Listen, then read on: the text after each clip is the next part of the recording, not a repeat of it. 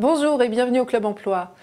Cette semaine, c'est un focus sur les emplois de la coiffure que nous vous proposons à l'occasion de l'ouverture du mondial Coiffure Beauté 2013, le 28 septembre prochain, la grand-messe parisienne qui attirera à Paris les plus grandes stars du design capillaire.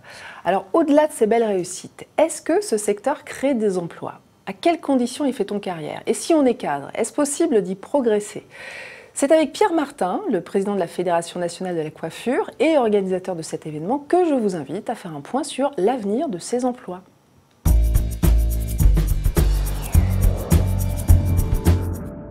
Bonjour Pierre Martin. Bonjour. Vous êtes le président de la Fédération nationale de la coiffure. Alors je rappelle, la coiffure c'est le deuxième plus gros employeur de l'artisanat. 160 000 actifs, dont 110 000 salariés. Alors, dans un livre blanc, vous avez publié l'an dernier, vous alertiez sur le fait que le secteur a perdu 16 000 emplois entre 2008 et 2012.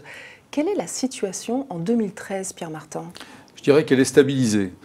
Si nous avons perdu, certes, des emplois, ça a été finalement le résultat d'un transfert, puisque parallèlement, nous avons eu une forte création d'activités de coiffure, notamment avec le régime de l'auto-entrepreneur, qui fait que nous retrouvons en installation des professionnels qui étaient auparavant salariés dans nos entreprises. Donc il y a cette stabilité, notamment quand on considère les 160 000 actifs de la profession. D'accord. Mais alors est-ce que le secteur rencontre quand même encore des difficultés d'ordre économique, du type de la concurrence, notamment des auto-entrepreneurs, on l'avait entendu, une baisse du chiffre d'affaires peut-être, venant de clients qui fréquentent de moins en moins les salons? Est-ce que vous êtes encore sous cette influence? Comme beaucoup de secteurs économiques de notre pays, nous connaissons effectivement un tassement d'activité qui est pour le moment contenu, mais qui est quand même réel. Et nous avons un premier semestre qui est plutôt négatif cette année et une fin d'année 2012 qui a été assez difficile également. Néanmoins, notre secteur continue, je dirais, sa croissance. On l'a vu avec le nombre d'activités d'entreprises de coiffure, et que c'est toujours un secteur porteur. Dieu merci, la mode, et en particulier la mode française de coiffure, à travers le monde, fait toujours référence. Alors, on a vu, des emplois sont détruits, vous le rappelez, le secteur est tout de même vivace, donc ça n'empêche pas les salons de recruter. Mais qui embauche aujourd'hui? Alors, quels sont les types de salons qui embauchent aujourd'hui? Est-ce que vous pouvez nous en dire plus? Est-ce que ce sont des franchisés, des indépendants? Je dirais un peu tous. Nous avons des besoins de renouvellement dans cette profession pour une raison extrêmement simple. C'est une profession qui emploie beaucoup de jeunes. Et régulièrement, avec ces sorties en cours de carrière, soit pour s'installer, soit pour s'orienter vers d'autres professions, eh bien, nous avons cette nécessité de recruter et de recruter toujours à un niveau élevé. Et c'est pourquoi, chaque année, nous avons plus de 30 000 jeunes en formation, dont à peu près 23 000 par la voie de l'apprentissage. Ce qui est considérable et qui nous classe effectivement tout de suite en deuxième position derrière l'ensemble des métiers du bâtiment. Quels postes les coiffeurs ont-ils le plus de mal à pourvoir aujourd'hui? Est-ce que ce sont des postes de coiffeurs, de managers ou d'autres d'ailleurs? Je dirais que ce sont surtout des postes de techniciens ou de collaborateurs confirmés, diplômés, mais surtout avec une très bonne pratique professionnelle. La formation est longue dans cette profession, puisque nous formons au CAP, mais ensuite au brevet professionnel et maintenant au brevet de maîtrise. Ouais. Mais pour autant, nous avons besoin de collaborateurs extrêmement compétents et surtout en phase avec la mode, avec de la pratique. Ouais. Mais vous savez, les modes changent 2 fois par an, c'est comme pour la couture, printemps, été, automne, hiver. Et donc, il faut suivre d'une manière très assidue ces évolutions artistiques et vraiment être toujours en éveil. Et dans la tendance. Est-ce qu'un manager qui n'a jamais fait coiffeur peut avoir l'ambition d'exercer dans la coiffure? Un manager, oui. Avec des compétences managériales, je sais que les salons en recherchent.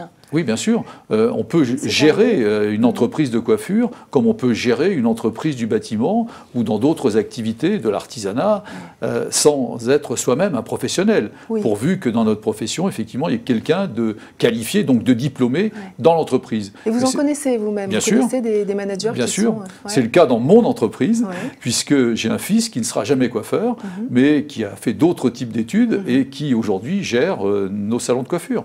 Alors, c'est un secteur où on rentre très jeune, hein, vous le rappeliez. Est-ce que c'est un secteur où on peut faire carrière toute une vie? Est-ce qu'il y a des parcours type dans la coiffure? Oui, on peut faire carrière et on peut surtout créer son emploi. Et ça nous renvoie à ce que je disais tout à l'heure sur la création d'activités de coiffure. Ou la reprise, d'ailleurs. Ou la reprise d'entreprise. Il est plus difficile, effectivement, de faire carrière, je dirais, au-delà de 40 ans dans un salon de coiffure, puisque, je l'ai dit, c'est un métier plutôt de jeunes. On le dit souvent dans notre profession, c'est un métier, effectivement, qui est un très bel ascenseur social. Alors, coiffeur, c'est un beau métier, mais c'est aussi un métier éprouvant. On est debout, on fait des gestes répétitifs, on respire parfois des produits qui peuvent être toxiques. Est-ce que la profession a fait des efforts pour améliorer les conditions de travail de ses salariés? Oui. Et est-ce que la fédération les a aidés? Alors, la fédération et les partenaires sociaux, puisque là, avec nos institutions sociales, prévoyance, mutuelle, santé, nous avons diligenté une étude sur des pathologies qui existent dans cette profession. Ce qu'on appelle les TMS, par exemple. Les TMS, les troubles musculo-squelettiques. Oui. Et nous allons d'ailleurs, à l'occasion du Mondial Coiffure Beauté, rendre, je dirais, public ce rapport. Chez les coiffeurs qu'on dit low cost aujourd'hui, hein, qui sont apparus sur le marché, est-ce que c'est pas plus difficile justement d'appliquer ces préceptes? Parce que les conditions de travail, ils sont plus pénibles, on demande plus de productivité aux salariés. Donc qu'est-ce que vous faites pour améliorer les conditions de travail, en particulier chez ces coiffeurs hein, qui sont dans la cadence et la productivité? C'est un phénomène qui est assez récent, que nous observons avec intérêt, puisqu'il y a un marché, il ne faut pas le nier. Nous n'avons pas d'action particulière vis-à-vis de ces salons low cost. Mais est-ce que ça ne vous inquiète pas Si, parce que, évidemment, dès qu'on a une pression forte en termes d'activité et de passage client, évidemment... Oui, voilà. Je regardais donc dans les bulles, les nouveaux concepts de bulles qu'on trouve dans les gares ou les supermarchés, 15 minutes pour un brushing ou pour une coupe, c'est très très rapide. La relation client, qui est une espèce de compensation dans un salon habituel, normal, ça n'existe pas, ça. C'est quelque chose que personnellement, j'ai du mal à appréhender, mais ça n'est pas ma conception en tous les cas. Pour ce qui me concerne, ma conception de cette profession, c'est plus effectivement la qualité du travail sur toute la chaîne des prestations que nous offrons, et puis également... Il ne faut pas le nier, vous venez d'y faire allusion, le lien social que nous créons avec le million de clients et de clientes qui chaque jour franchissent la porte de nos établissements. Quel est le salaire moyen d'un coiffeur débutant en 2013 ? Coiffeur débutant en 2013, salaire moyen brut 1 400 €. D'accord. Et au bout de 10 ans ? Au bout de 10 ans... on peut gagner jusqu'à combien ? Écoutez, un coiffeur ou une coiffeuse aujourd'hui, 10 ans, c'est 2 000 €, voire plus. Après, tout dépend aussi du chiffre d'affaires réalisé par le salon et le collaborateur. Parce que là, vous disiez 2 000 € au bout de 10 ans. C'est pas énorme? Non, c'est pas énorme, mais encore une fois, tout dépend de la situation. Si vous êtes dans un salon, encore une fois en milieu rural, ou si vous êtes dans une galerie marchande ou dans un salon qui a un très fort trafic, les rémunérations ne vont pas être les mêmes. Donc c'est difficile de comparer. La possibilité de chiffre d'affaires n'est pas la même. Ouais. Et si on est manager, si on dirige un salon, les rémunérations peuvent atteindre quel montant? Elles peuvent aller au-delà des 3 500 €, effectivement. D'accord, donc objectif management, si on a envie de gagner plus d'argent. Merci. Pierre Martin, merci d'avoir répondu à nos questions, aux questions du Club Emploi, Cadre Emploi, Le Figaro Économie. On se retrouve avec un nouvel invité, nouveau secteur d'activité, dans une semaine. Bonne semaine à tous.